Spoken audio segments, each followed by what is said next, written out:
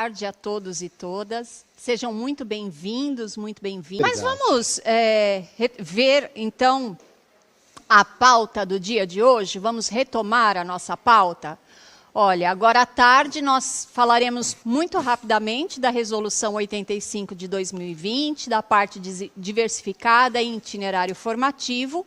Depois nós teremos um momento rede sobre protagonismo juvenil, práticas experimentais e orientações de estudos, e um momento para que vocês registrem as dúvidas. Bom, nós vamos começar, então, falando um pouco da nossa Resolução 85 de 2020, tá? Esta resolução estabelece as diretrizes da organização curricular do ensino fundamental, do ensino médio e das respectivas modalidades de ensino da Rede Estadual de Ensino de São Paulo e dá providências correlatas. Então, neste momento, nós vamos apenas focar rapidamente na parte diversificada. Nós temos aqui a parte diversificada, que entra, isso para os anos iniciais e anos finais, tá? Entra o projeto de vida, eletivas, tecnologia e inovação, práticas experimentais, orientação de estudos e protagonismo juvenil. Então, eu chamo de parte diversificada para os anos iniciais e anos finais, esses componentes, tá? Próximo slide. Já para o ensino médio, a resolução chama de itinerário formativo para as primeiras séries, o projeto de vida, eletivas, tecnologia e inovação, práticas experimentais e orientação de estudos. Então, veja, para algumas séries, nós chamamos de parte diversificada e para outras de itinerário formativo, tá? Próximo slide, por favor. Então, aqui, ó, ainda para o ensino médio, a parte diversificada das segundas e terceiras séries, eu tenho os seguintes componentes: projeto de vida, eletivas, tecnologia e inovação, práticas experimentais, orientação de estudos e física aplicada. Então, percebam que o projeto de vida, eletivas e tecnologias e inovação, práticas experimentais e orientações de estudo fazem parte diversificada, tanto para o ensino fundamental, que são os anos iniciais e os anos finais, quanto para o ensino médio. Agora, uma curiosidade é que, para eletivas, a PEI conta com 2 professores, diferente do que é na escola de tempo parcial, né? Na escola de tempo parcial, nós temos 1 professor para eletivas e no PEI nós temos 2 professores. No protagonismo juvenil, ele é composto somente a parte diversificada do ensino fundamental, que são os anos iniciais e médio. E para as escolas PEIs do ensino médio, conforme eu mencionei anteriormente, a partir deste ano, nós teremos 2 terminologias, que é o itinerário formativo para as primeiras séries e a parte diversificada para as segundas e terceiras séries, tá? Em 2022, nós falaremos itinerário formativo para as primeiras e segundas séries e a parte diversificada para as terceiras séries do ensino médio. Agora, somente em 2023 é que a terminologia itinerário formativo será para todas as séries do ensino médio. Ou seja, a mudança ela vai ser gradativa, tá? Assim como a implementação do novo ensino médio está sendo gradativa, essa terminologia também acompanhará essa inserção gradativa, tá? E sobre o funcionamento do formato do novo ensino médio nas PEIs, haverá uma formação específica para isso. Então, calma, a gente sabe que é muita coisa ao mesmo tempo. Por isso, algumas formações vão precisar ser específicas para determinados assuntos, para que ela seja um pouco mais minuciosa, abrangendo mais questões. Aqui nós vamos apenas apresentar algumas questões para vocês, tá? Mas depois vocês vão ter uma formação maior e mais específicas para essas questões. Então, assim, para a gente tratar desses assuntos, nós não teríamos tempo hábil nesta formação, tá? Por isso, nós vamos falar de uma forma mais básica e depois tem a formação específica. Agora, em relação às disciplinas eletivas, projeto de vida, tecnologia e inovação, vocês já conhecem porque elas já fazem parte das escolas de tempo parcial, né? Então, neste caso, nós vamos focar nas outras disciplinas que são novas para quem está chegando no PEI agora, né? Que é a orientação de estudos, conhecida até como OE, o protagonismo juvenil e as práticas experimentais. Não é isso, Bruno? Exatamente.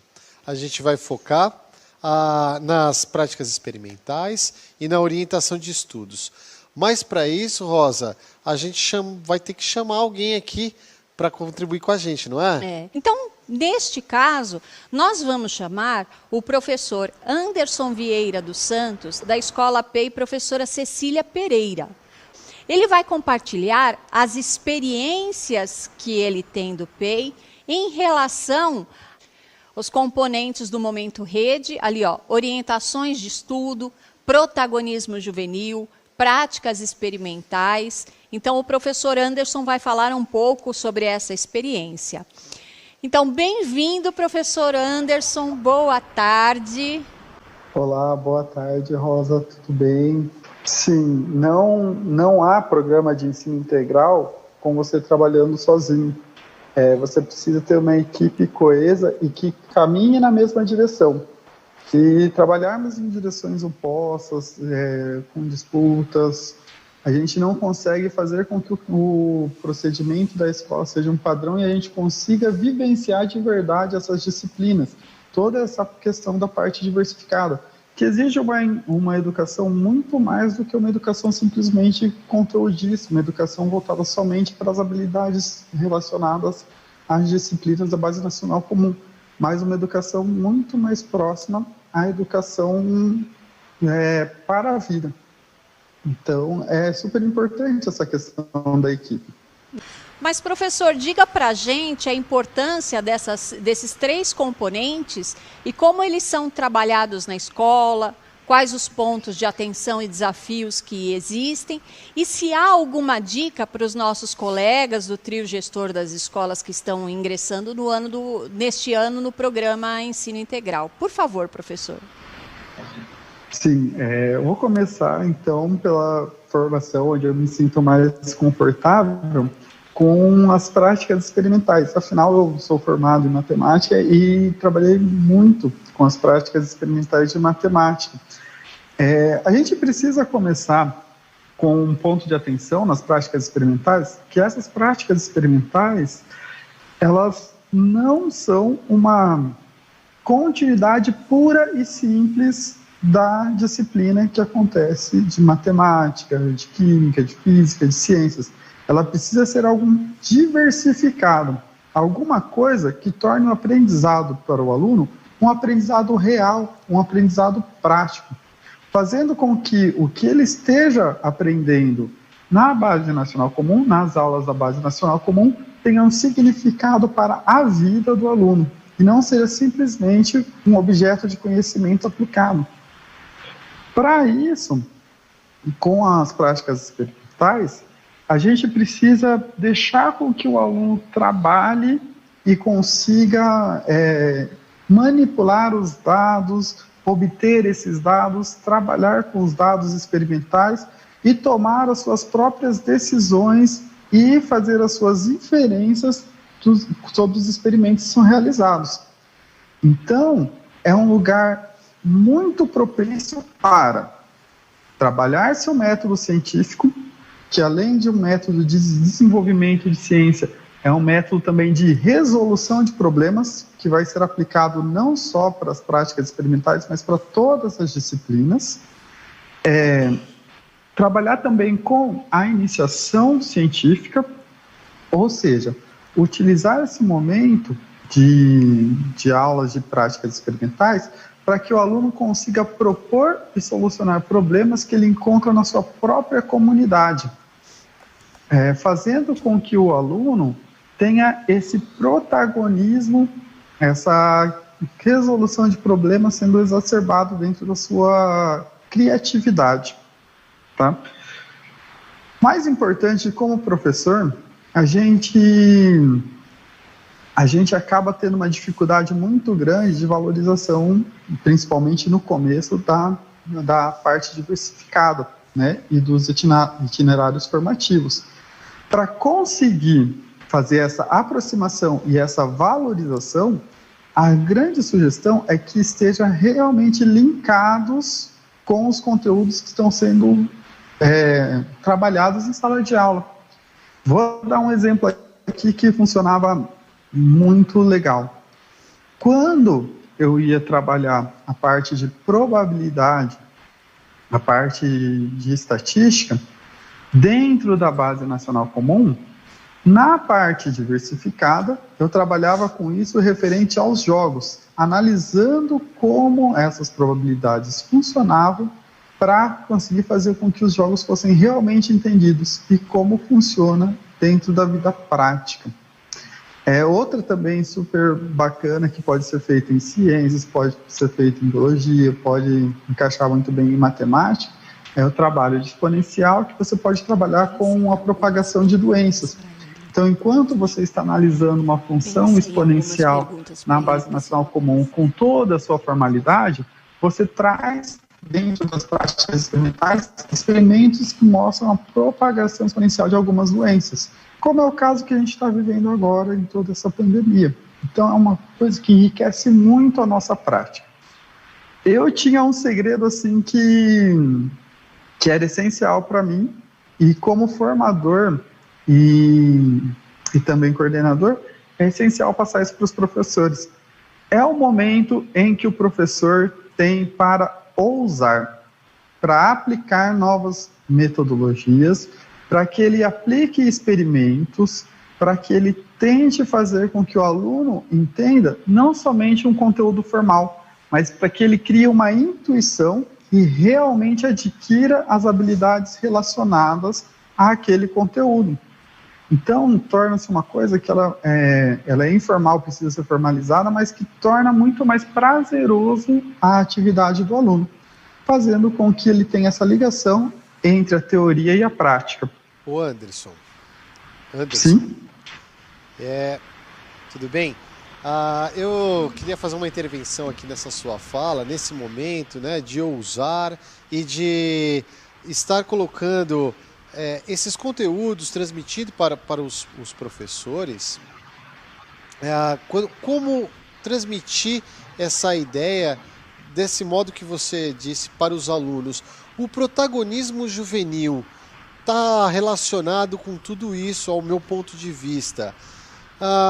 Como é que a gente poderia, de repente, dar um exemplo de trabalhar essas atividades, mas de modo a favorecer o protagonismo juvenil? Você tem uma dica?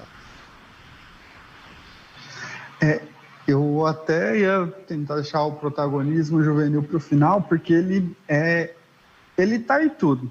O protagonismo juvenil, ele é princípio do PEI, ele é uma premissa, ele faz parte do objetivo do PEI, e essa prática de ciência, você consegue exercer e incentivar o protagonismo quando você aplica o método científico para resolver problemas que estão inseridos na comunidade do aluno, na escola, ou em qualquer problema que ele se proponha a desenvolver o método científico para solucionar. Eu vou dar um exemplo da escola, onde eu trabalhei como professor por anos, que tem um grupo de iniciação científica muito forte.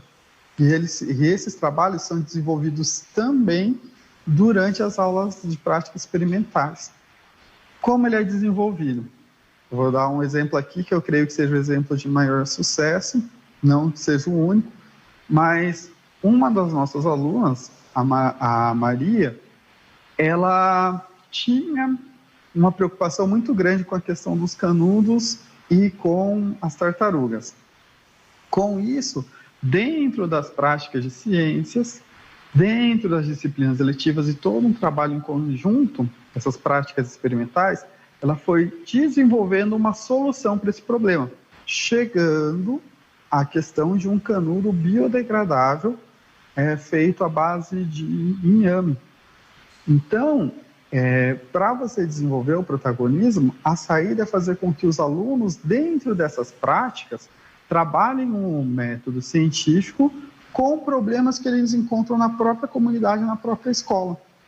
Isso facilita no desenvolvimento do protagonismo, né? Fazendo com que o aluno realmente consiga resolver um problema.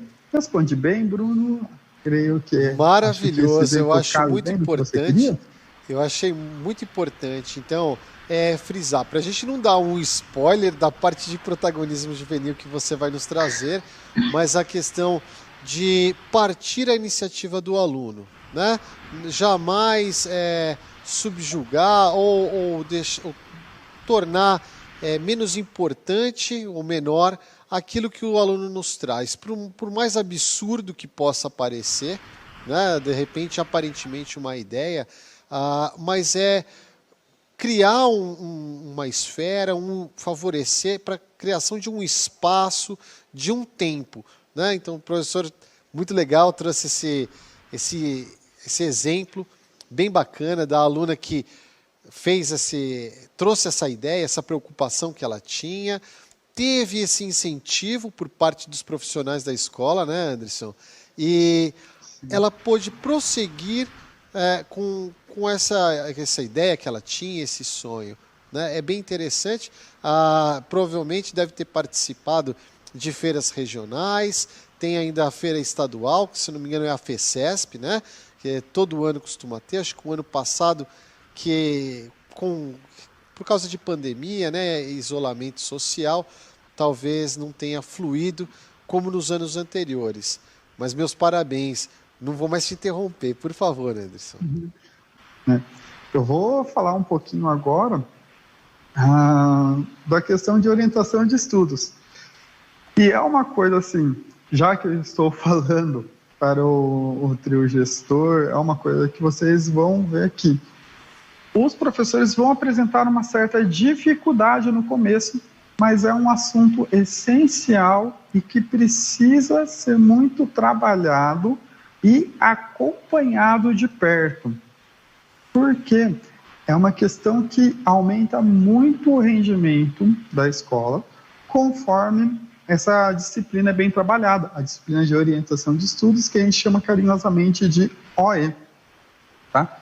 Eu não sei se todos os professores passaram por isso, mas eu fui aluno de escola pública e por ter uma estrutura boa, eu não precisava de estudar.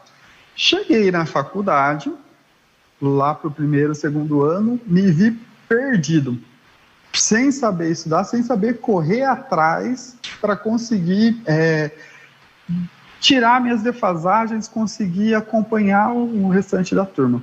A orientação de estudos é para que a gente possa transportar essa nossa experiência para os nossos alunos. Mas isso parece ser uma coisa tão longe, tão distante, que o resultado parece tão longe, mas ele facilita muito o trabalho em todas as disciplinas. Por quê? De novo, a orientação de estudos, quando bem feita, ela trabalha o aprender a aprender, um dos pilares da educação, um dos pilares do nosso programa, e também trabalha a autonomia no aprendizado, também conhecido como protagonismo juvenil. Ou seja, um bom trabalho em orientação de estudos faz com que o aluno seja mais independente no que diz respeito ao seu aprendizado, fazendo com que ele busque mais, com que ele não leve dúvidas para casa e que o objetivo de OE seja cumprido, que é não aumentar as dificuldades dos alunos. Então, com isso, a gente faz uma orientação de estudos efetiva, automaticamente os resultados da escola aumentam também. O que acontece? A orientação de estudos, ela tem como objetivo assim, básico, se eu for ler o documento, tudo, em resumo fazer com que o aluno aprenda aprenda a estudar e nesse aprendizado se torne um jovem autônomo, né? Para que ele possa ser solidário com o colega também. E daí, só para completar com isso tudo, ele sendo autônomo solidário, ele atinge um nível de competência. Então, a orientação de estudos tem esse papel. Quais seriam as minhas dicas para um trabalho em orientação de estudos que consiga mostrar esse valor e consiga fazer com que o aluno trabalhe de maneira eficiente e favorável em orientação de estudos? Em orientação de estudos, a gente tenta ensinar para os alunos técnicas que serão utilizadas nos momentos de estudo.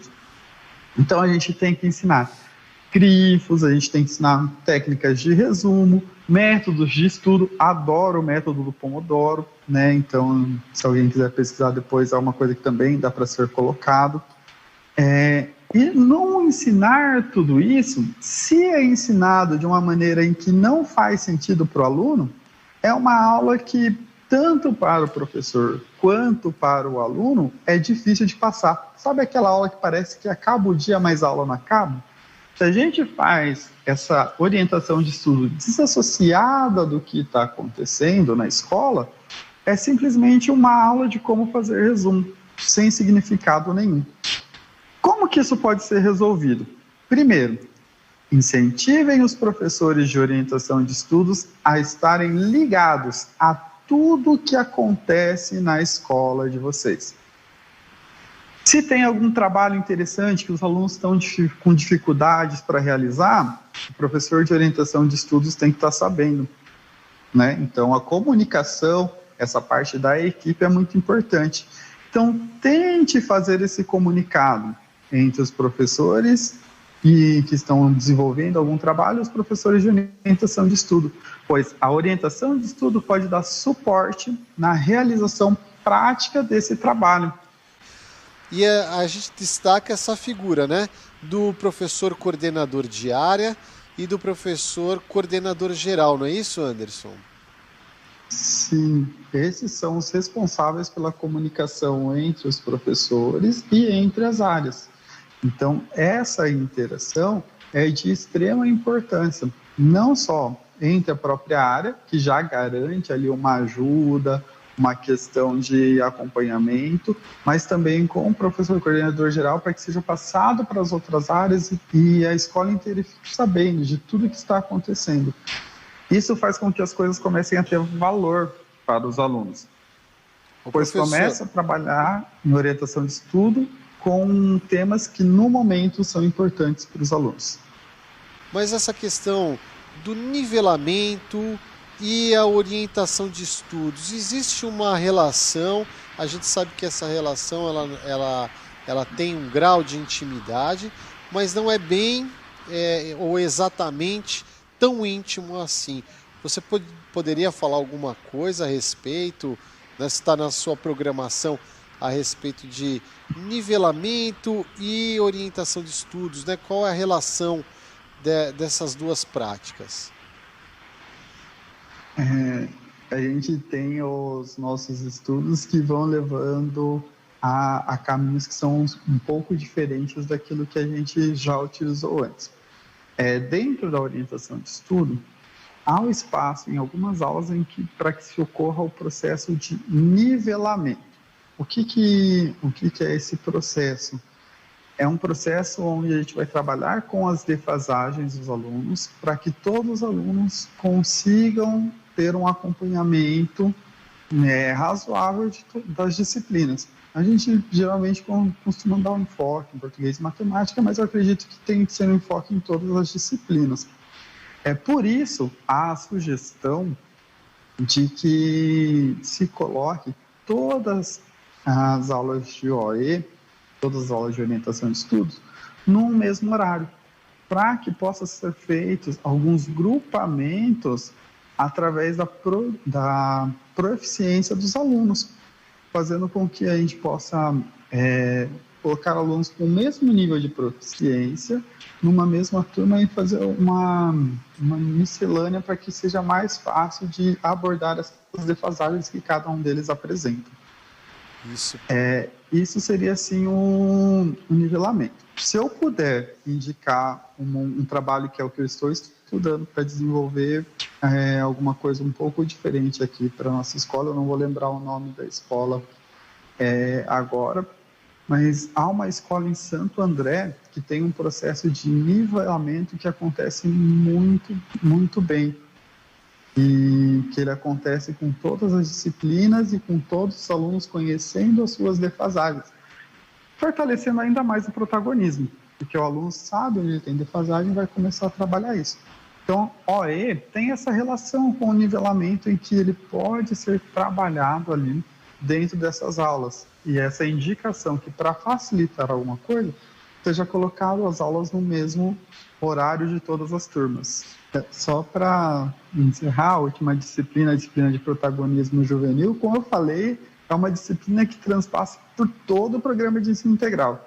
A gente vai falar de práticas experimentais, tem lá uma pitada de protagonismo. A gente vai falar de orientação de estudos, mais um pouquinho de protagonismo. Vai falar de projeto de vida, muito protagonismo. O aluno tem que tomar as rédeas do seu projeto de vida. Então, no ensino fundamental, a gente tem uma disciplina para começar a desenvolver o protagonismo. E daí tem uma coisa interessante. Se a gente para pura e simplesmente sem estudar, sem nada, para tentar desenvolver o protagonismo no aluno, a gente vai dar de cara em uma barreira, que é a gente não saber como desenvolver esse protagonismo, e além de não saber, a gente pode cair ainda no preconceito de achar que a gente não consegue, porque o aluno só desenvolve se ele quiser. Isso é mentira. Por que é mentira? Dentro da proposta do programa Ensino Integral para a disciplina de protagonismo, ela tem uma proposta de aumento crescente do protagonismo que é muito bacana. Como assim? Ela começa um ano trabalhando com a escola que a gente quer estudar e o que a gente faz para ter essa escola. Depois, dentro dessa proposta, a gente vai ver dentro da comunidade escolar o que a gente pode fazer.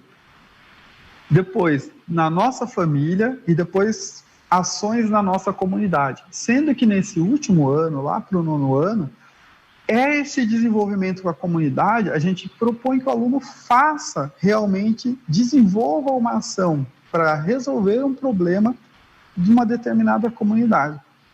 Uma coisa que a gente faz aqui na escola que eu acho muito interessante, colocar um professor que conheça a comunidade que está inserido para a disciplina de protagonismo. No caso, no ano passado, o nosso primeiro ano no programa de ensino integral, o professor que estava ligado à comunidade, que mora nas redondezas da escola, que tem uma certa proximidade com a comunidade, ele tem essa noção de como trabalhar os problemas que a comunidade enfrenta, dando margem aos alunos para conhecer esses problemas e poder intervir. Então, é muito legal essa questão.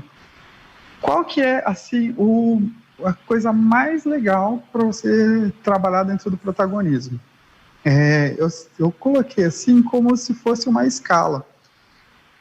Primeiro, você tem que descobrir junto com, não você vai descobrir sozinho, fazer uma anotação da lista com todos os alunos. Não, o aluno tem que descobrir junto com você o que ele quer ser e como ele quer ser. Depois que ele descobriu isso, você precisa situar o aluno e fazer com que ele descubra quem ele é. E você vai descobrindo isso junto com ele. E daí você pensa, junto com o aluno também, o que falta para ele alcançar? Qual é a diferença entre o que ele é e o que ele quer ser?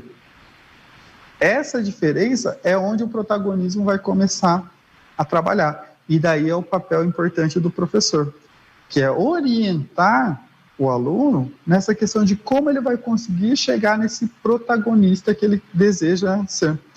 Então, dentro de tudo isso, isso é um processo que exige muito a autoavaliação do aluno.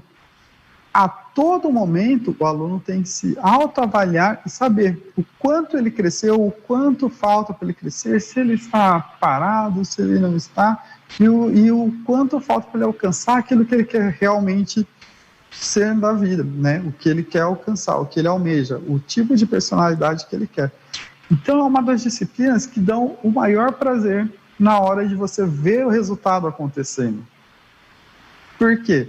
Quando essa disciplina dá certo, você vê a influência que os seus alunos, que o seu trabalho, através desses alunos, está tendo na comunidade e como a escola é importante dentro dessa comunidade, né? Como isso impacta dentro de uma comunidade que às vezes como a nossa é carente e que a escola já começa a mostrar que os alunos que há uma realidade além da que eles conhecem e que pode ser muito melhor do que eles acreditam.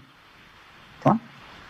Creio que dessas 3 disciplinas, fazendo um resumo assim de uma parte mais prática, com menos textos, era isso que eu tinha para acrescentar e para tentar mostrar na minha experiência para os colegas, para que eles possam desenvolver o trabalho sem alguns sofrimentos que a gente teve durante o nosso aprendizado. Muito obrigado, professor Anderson. Muito obrigada, professor Anderson, para a gente ver aí, fazer as perguntas e ele responder, ok? Então, 3 minutinhos para vocês, por favor.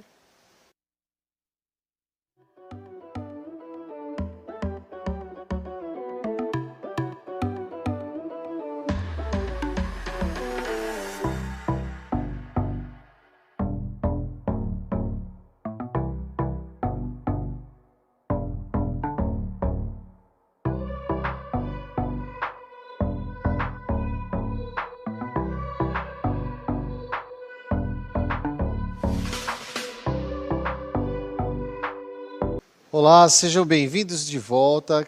Gostaria de agradecer a participação de todos.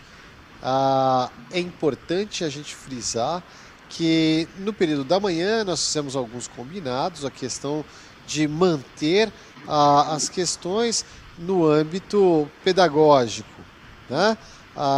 Tivemos vários tipos de interação. O professor Anderson, eu vou fazer essas perguntas para você, professor, para ver se você pode contribuir aqui conosco. Então, a Luana diz o seguinte: se um aluno do 9º ano estiver muito defasado, pode frequentar a OE do 6º ano?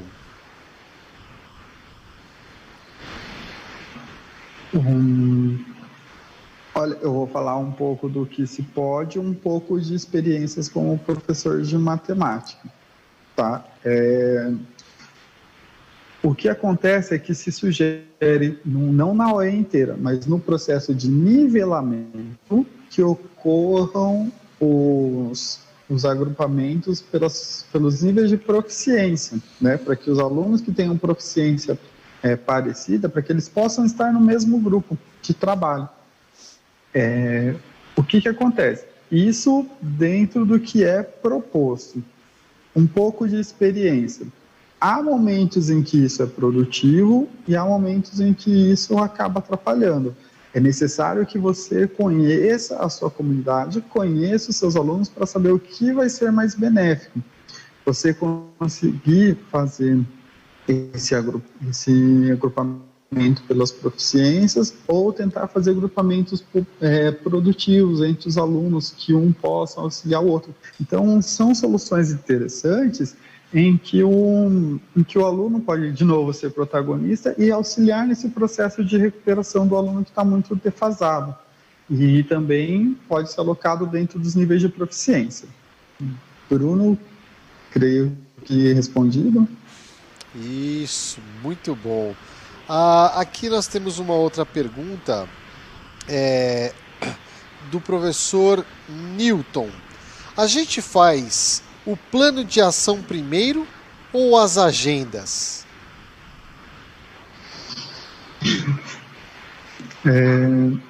É interessante que quando a gente vai conversar como professor, uma parte que toma um certo destaque é a questão das burocracias.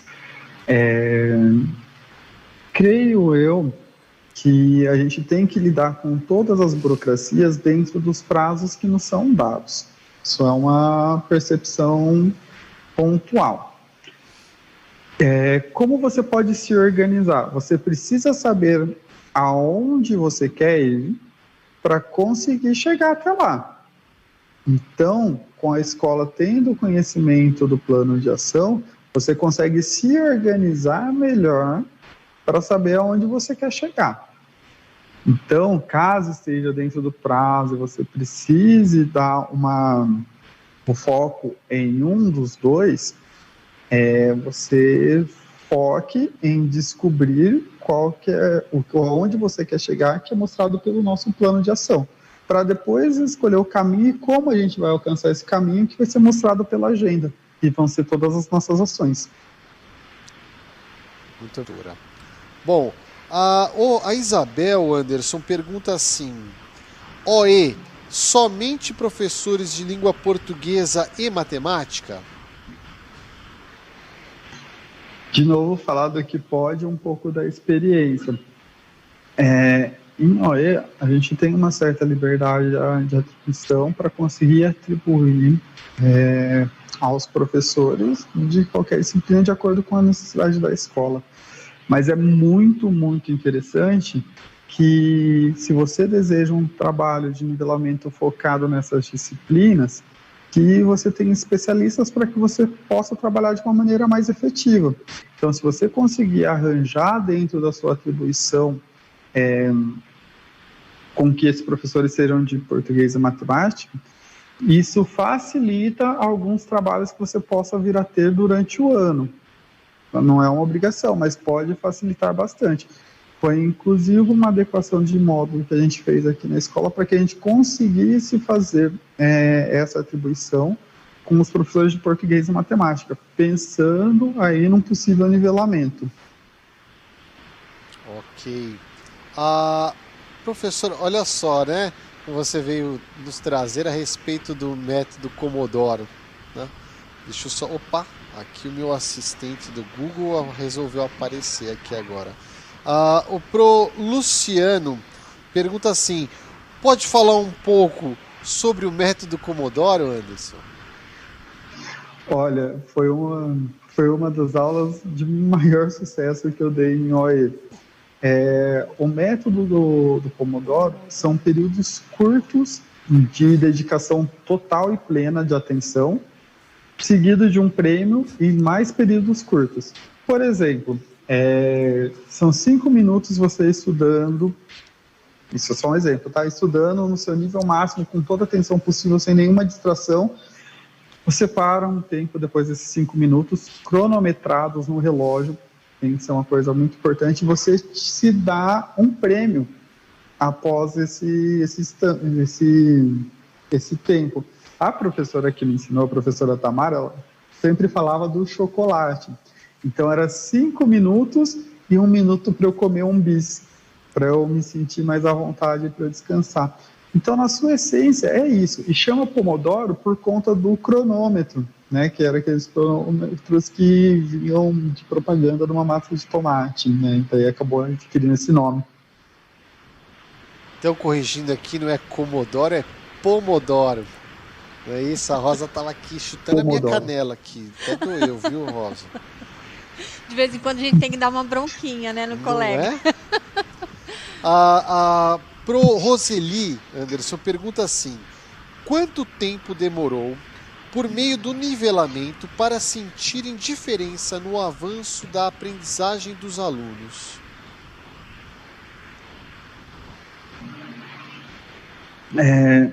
É interessante que esse processo de nivelamento, quando a gente fala, quando a gente lê, dá a impressão que simplesmente a gente vai colocar ele em prática e vai ser tudo lindo, perfeito, tudo maravilhoso, acabou o nivelamento, está todo mundo nivelado no maior nível possível. Não é assim. É um trabalho que ele necessita de uma atenção e de um cuidado constante por parte do coordenador geral, do coordenador de área, dos professores das disciplinas, para que a gente vá atingindo aluno por aluno. A gente tem aluno que depois de 6 meses de nivelamento ele já começa a dar resultados, ele já começa a mostrar um desempenho muito melhor nas atividades. A gente tem alunos que demoram 1, 2, 3 anos para começar a mostrar que aquele nivelamento está dando resultado.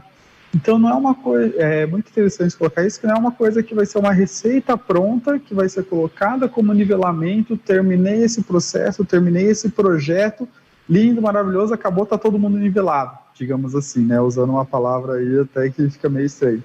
Não é assim, a gente vai percebendo a evolução aluno por aluno, tendo essa questão de saber que um aluno se desenvolveu mais nesse nivelamento, no próximo processo de nivelamento um outro aluno vai conseguir acompanhar melhor, e desses, digamos assim, grãozinhos em grãozinhos, a gente vai melhorando os resultados da nossa escola. A professora Maria pergunta assim, Anderson, quais as principais dificuldades encontradas no início do programa? Olha, eu vou falar primeiro como coordenador, que é o que está mais fresco. Para mim, foi a questão como coordenador, de lidar com as pessoas dentro de um tempo muito maior. A gente vai trabalhando com a pessoa 9 horas por dia, vai trabalhando assim muito tempo. Se a gente parar para fazer uma conta matemática, a gente vê que é um tempo proporcionalmente muito grande, às vezes até maior do que a gente passa com a nossa família. E essas questões de aprender a conviver, aprender a lidar, repara, é um pilar tanto para os alunos quanto para a equipe escolar. O aprender a conviver, o aprender a aprender. Esses pilares da educação são pilares para os dois lados. Então, nessa questão, isso foi a minha maior dificuldade como coordenador. A minha maior dificuldade quando eu comecei como professor do programa Ensino Integral foi aprender a lidar e a entender o motivo da parte que a gente chama de burocracia, quando a gente está fora do PEI, mas que são os instrumentos de gestão. Esses instrumentos de gestão, a partir do momento que a gente entende para que eles servem e como utilizar eles para melhorar o resultado, para ter ações mais efetivas, esses instrumentos de gestão, eles se tornam muito mais significativos. Então, aprender a fazer um bom programa de ação, aprender por que eu tenho que fazer esse bom programa de ação, um bom guia de aprendizagem, por que eu tenho que fazer esse bom guia de aprendizagem, tanto como professor, como ensinar isso como coordenador, eu creio que seja um maior obstáculo para a equipe. Aprender o porquê e como fazer bons instrumentos de gestão. A partir desse momento que esses instrumentos, eles deixam de ser só papel e começam a ser a realidade da escola, esses instrumentos fazem o programa funcionar muito, muito melhor. Então, aprender tudo isso é uma coisa muito mais sensível do que todo o estudo que a gente tem. É interessante essa questão, porque você acabou me lembrando de uma coisa assim que, falando para gestores, que eu acho que foi a coisa que eu perdi o medo porque eu vi que era muito benéfico. Não tenham medo de alinhar a equipe de vocês. Se essa comunicação não está acontecendo de maneira legal, não está sendo o suficiente, chama os envolvidos para um alinhamento, conversa, vou usar assim, talvez uma gíria, conversa numa boa, numa nice, para que o professor entenda o ponto de vista do outro, para que ele entenda o que ele está fazendo de errado, para que o outro entenda o porquê que ele age daquele jeito, para que consiga fazer com que seja mais funcional. Isso é extremamente necessário para que se consiga melhorar esse aprender a conviver. Uma última pergunta aqui para você, professor, que eu acho que é bem interessante, vem do professor Guilherme. Né? Quais orientações, dicas vocês poderiam dar para uma unidade que está iniciando no PEI? Então, acho que é uma boa pergunta para a gente finalizar a nossa formação. Você pode responder para a gente, professor? Olha, tem aquelas recomendações clássicas e maravilhosas que todos vocês já sabem, que estude. Não tenha medo de errar. Procura o pessoal que te dá suporte na diretoria de ensino, o PCNP, o supervisor.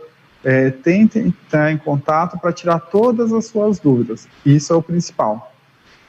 Em dicas de organização, seja o mais transparente possível. Deixe à mostra a agenda da equipe gestora para que os professores saibam quando eles podem entrar em contato, onde eles podem conversar, ou quando o não está disponível. Ali o máximo possível da equipe. Foque o trabalho. Essa é uma dica da minha PCNP. Foque o trabalho em entender como funciona o programa e os instrumentos de gestão, que a partir do momento que você entende como isso funciona, quando a sua equipe entende, isso vai além. E uma dica que é mais subliminar, assim, vocês estão num período novo, com disciplinas novas, com conteúdos novos, que não necessariamente o diretor, o coordenador geral, o coordenador de área vai ter uma vivência. Então, o que vocês conseguirem de organizar de reunião para que sejam trocadas ideias e para que sejam compartilhadas as ações que deram resultados na escola, isso é muito benéfico. Então, se vocês conseguirem colocar dentro da agenda semanal de vocês, ou numa agenda quinzenal, uma reunião para projeto de vida, uma reunião para se discutir como está sendo trabalhado a orientação de estudos, uma reunião para ser discutido como está sendo trabalhado matemática, uma reunião para protagonismo juvenil, é cansativo, dá trabalho, mas isso vai te dar uma visão geral da escola e como ela está funcionando e como ela pode melhorar. A gente não vai saber nada de primeira. De primeira a gente pode errar muito, pode bater muito a cabeça. E essas reuniões de troca entre os profissionais, tanto para a equipe gestora conseguir aprender melhor como funciona o programa em sala de aula, quanto para os professores trocarem as ideias e conseguir melhorar ainda mais as suas práticas, elas são essenciais para que a gente consiga se desenvolver melhor. Teria-se um monte de outras dicas para situações específicas para dar, mas que, assim, se fosse passar tudo agora, ia demorar muito tempo. Então, eu coloco à disposição para tentem entrar em contato, para que a gente consiga trocar ideias com os professores novos, com os coordenadores novos, com as gestões novas e os mais antigos também. As experiências que deram certo e deram errado.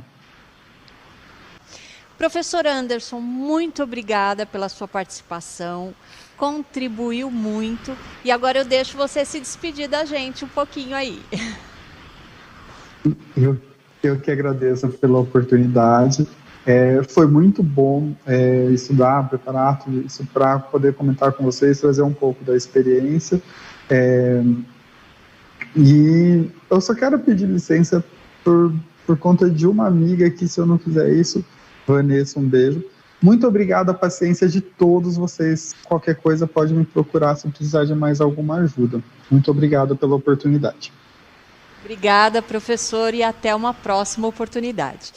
Bom, estamos chegando ao final desse período de formação. Tchau, obrigado.